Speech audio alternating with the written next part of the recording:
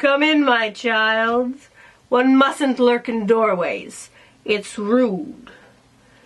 Now you've come here to learn how to look like me. Oh, you poor unfortunate soul.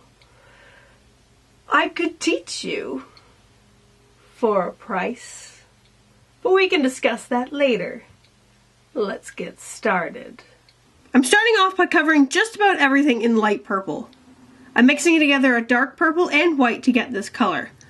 Purple is one of the hardest colors to get smooth, so take your time. I always have difficulty with the color on my cheekbones. If you're having issues, make sure to let it dry before adding another layer of purple, and make sure your sponge or brush isn't too wet. Once I'm completely covered in purple, it's time to contour. I'm contouring my cheeks, the sides of my nose, and my chin with a medium purple. If you're wearing a wig where you can see the forehead, you can contour up there as well. Then with the light shimmery purple, I pretty much covered everything else. This will help smooth over patches that you may have missed with the body paint. Just be careful, depending on what kind of paint you use, it could flake off if you press too hard. For highlighting, I'm using a shimmery white just for a bit of extra pop. On to the eyes! I'm adding primer on both the top and bottom.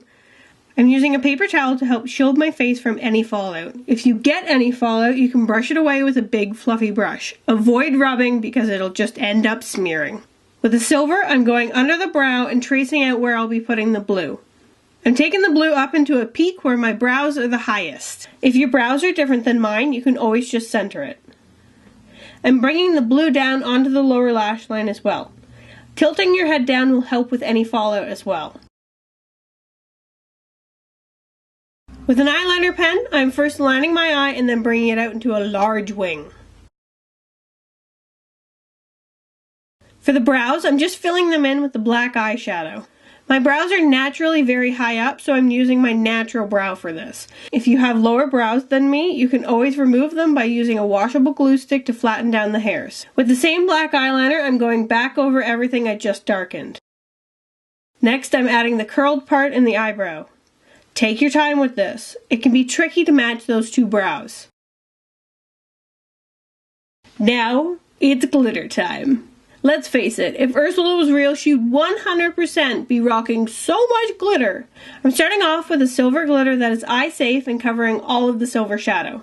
Never use anything that is not made for eyes. I'm using a glitter glue to make the glitter stick.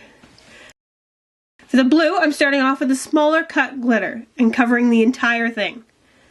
For me, if the glitter is too large near my crease, it can start to flake off. But we have to add some of the larger cut stuff. It just makes it sparkle so much more.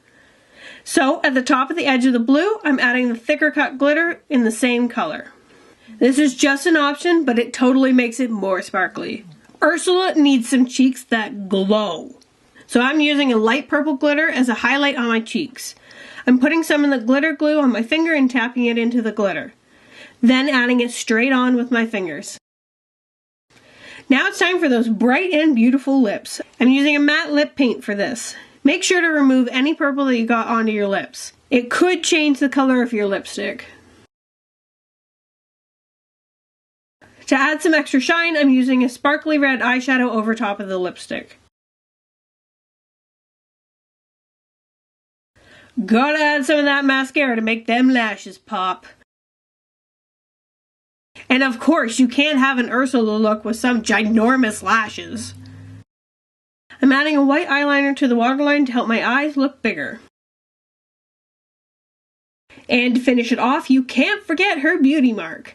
I'm using an eyeliner pen and drawing a small little dot. And that's it, you're done. Slap on your tentacles and steal some voices.